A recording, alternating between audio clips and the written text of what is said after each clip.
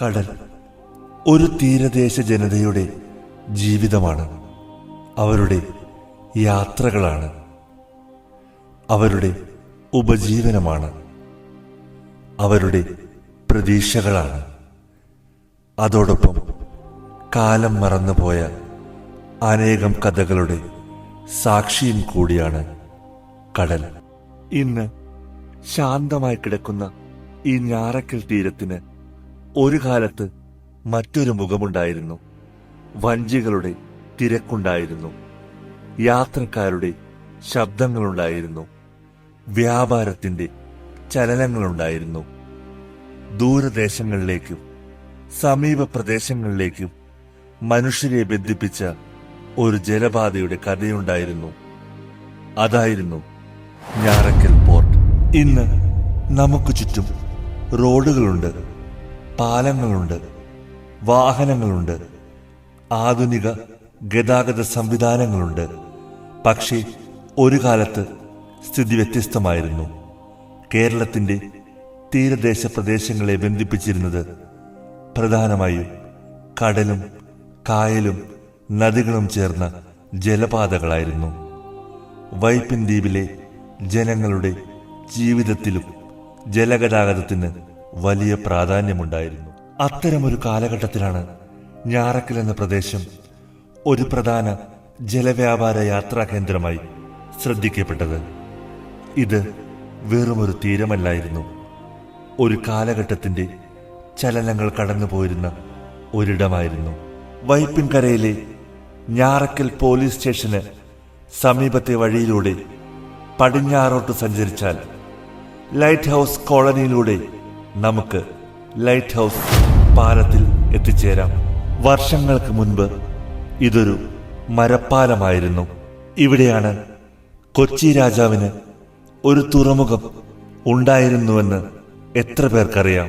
1341 വലിയ വെള്ളപ്പൊക്കത്തിനു ശേഷം വൈപ്പിൻ ദ്വീപ് ഉയർന്നു വന്നതും ദ്വീപിന് തെക്കുവശത്തുണ്ടായ പുതിയ അഴിയിലൂടെ അറബികളും ചൈനക്കാരും സുഗന്ധദ്രവ്യങ്ങൾ അന്വേഷിച്ചെത്തിയതും പോർച്ചുഗീസ്, ഡച്ച്, ഇംഗ്ലീഷ് അധിനിവേശങ്ങളിലൂടെ കൊച്ചി അറബിക്കടലിന്റെ റാണിയായതും എല്ലാവർക്കും അറിയാം.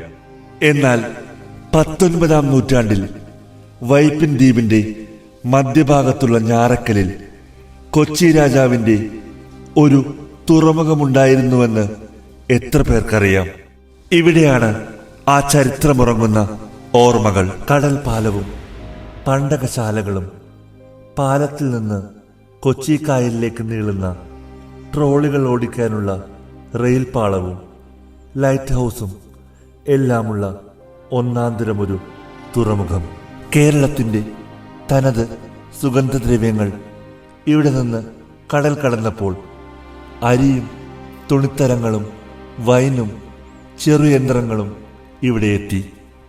തെക്ക് പടിഞ്ഞാറൻ മൺസൂൺ കാറ്റിന്റെ സഹായത്തോടെ യൂറോപ്യൻ കപ്പലുകൾ കൊച്ചിയിലെത്തുന്ന ജൂൺ ജൂലൈ മാസങ്ങളിൽ കടൽക്ഷോഭം കാരണം കൊച്ചി തുറമുഖത്ത് കപ്പലുകൾക്ക് നങ്കൂരമിടാനാവില്ല. എന്നാൽ പതിവായി ചാകര വീഴുന്ന ഞാറക്കലിൽ കടൽ ശാന്തമായിരിക്കും. ഈ അവസരം ഉപയോഗപ്പെടുത്താനാണ് കൊച്ചി രാജാവ് ഞാറക്കലിൽ രാജപതാകയോടെ ഒരു വലിയ കൊടിമരവും പിന്നീടുള്ള വർഷങ്ങളിൽ മറ്റ് അടിസ്ഥാന സൗകര്യങ്ങളും ഒരുക്കിയത്. സന്ധ്യയ്ക്ക് ശേഷമെത്തുന്ന കപ്പലുകൾക്ക് തുറമുഖത്ത് സുരക്ഷിതമായി നങ്കൂരമിടാനാണ് 1865 ലൈറ്റ് ഹൗസ് സ്ഥാപിച്ചത്. ചില്ലിട്ട മരക്കൂടിനുള്ളിൽ പിന്നിൽ റിഫ്ലക്ടറോട് കൂടിയ വിളക്ക് തെളിയിച്ച് കൊടിമരത്തിലുയർത്തിയാണ് ആദ്യ വിളക്കുമരം പ്രാവർത്തികമാക്കിയത്. 1870 ബ്രിട്ടീഷ് സർക്കാരിൽ നിന്ന് വാങ്ങിയ ലെൻസും പ്രിസങ്ങളും ആധുനിക വിളക്കുമടങ്ങിയ ഒരു പുതിയ ലാൻഡേൺ ഉപയോഗിച്ച് ലൈറ്റ് ഹൗസ് നവീകരിക്കുകയുണ്ടായി. പ്രതാപകാലമായ 1879-80 വർഷത്തിൽ 127 കപ്പലുകൾ സന്ദർശിച്ച ഞാറക്കൽ തുറമുഖത്ത് 66,128 ടൺ ചരക്കും 8,000 ബാരലുകളും ഇറക്കിയതായി ചരിത്രരേഖകളിൽ കാണാം.